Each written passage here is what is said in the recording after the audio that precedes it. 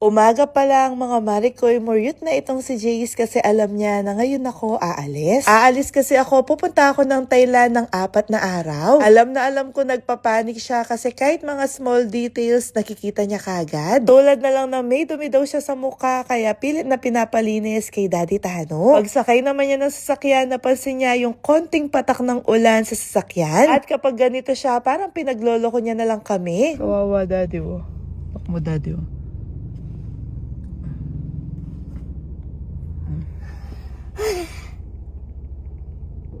Daddy Tano, buset mo. Pogi.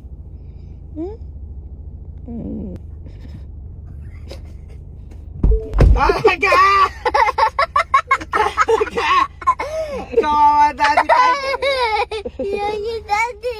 Bago kami makaalis, mga Marikoy, pinalinis niya muna yung buong sasakyan kay Daddy Tano. Madalang na lang maging ganito si Jace kapag alam niyang may mangyayari na kakaiba. Pagkatapos ng school niya, pagkasundo namin sa kanya, dumiretso na kami na umuwi. Pagka-uwi namin, naligo na ako kagad at nag-empake na ako. Ngayon ako aalis, mga Marikoy, ngayon lang din ako nag-empake kasi konti lang yung dadalhin ko. Isang top at saka isang pantalon lang yung dala ko. Sa Thailand na kasi ako namimili ng susuotin kong mga damit. Napansin ni Daddy Tano na nahihirapan ako mag-blow dry kaya sabi niya siya na yung bahala. Sobrang thankful ko mga Marikoy na meron akong ganitong asawa na napaka-supportive. Pagka-ready ko mga Marikoy, umakyat ako sa kwarto ni Jace at nagpaalam na ako sa kanya. At naiiyak ako sa reaction niya mga Marikoy kasi binababay niya na ako kasi hindi siya umiiyak. Parang wala man sa kanya na aalis ako at hindi niya ako makikita ng 4 na araw. Sinasaraduhan pa niya ako ng pinto at pinapaalis na. Anyway mga Marikoy, naalala ko na hindi pa pala ako umiinom nitong Shepu-Apu. Kaya bago ako umalis, nagtimpla na muna ako at uminom. Nakakatulong kasi ito para hindi ako bloated at hindi ako maging constipated. Kapag kasi nagta-travel ako, lagi ko nararanasan na nahihirapan ako mag-poop. Pero kapag iniinom ko ito, nagiging normal yung pagpupupo ko. Na nakakatulong para hindi ako maging bloated, lalo na naka-skirt ako. Ito nga pala yung OOTD ko today.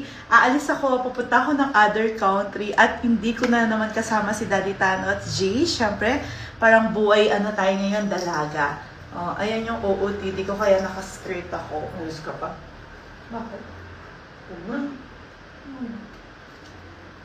Miss ka namin ni Jim. Ba, pumayag ka na, mamaya na yung ano ko. Alis na ako.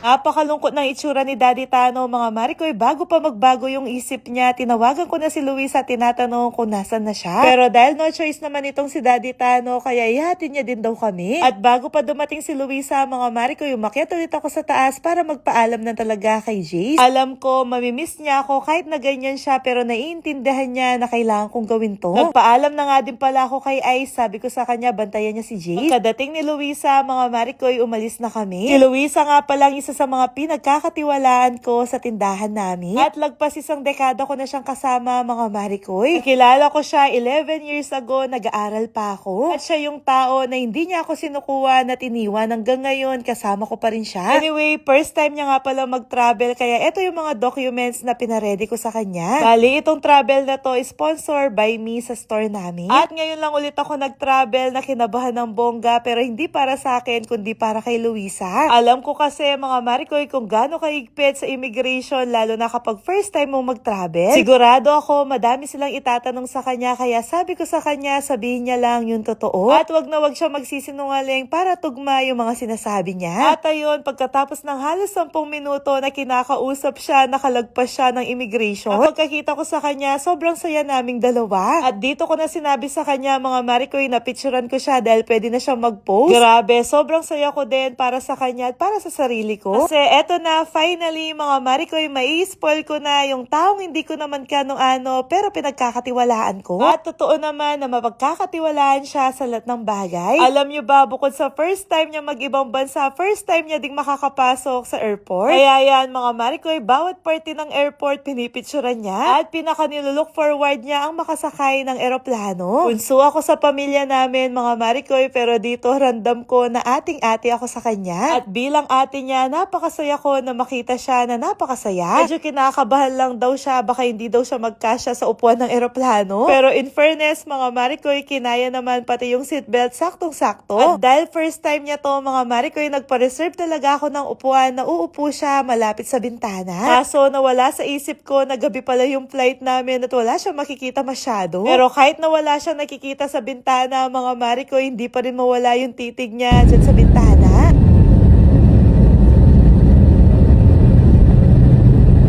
So, sobrang excited at saya niya, hindi naman siya kinabahan sa pag-akyat ng eroplano. Ang naging problema niya lang pala, mga Marikoy, itong lamesa. Kaya hindi niya na lang nagamit. Alis 2 oras nga pala yung biyahe papuntang Thailand. At sa 2 oras na yon hindi po kami natulog. Lalo na siya, bukod sa hindi siya nakatulog, lagi siya nakatingin sa bintana. Feeling ko nga, mga Marikoy, magkaka-stiff neck siya. At eto, nakalapag na kami ng ligtas sa Thailand. At eto na daw si Luisa, naglalakad na siya sa ganitong escalator. Tok, tok, tok, tok, tok, tok, tok.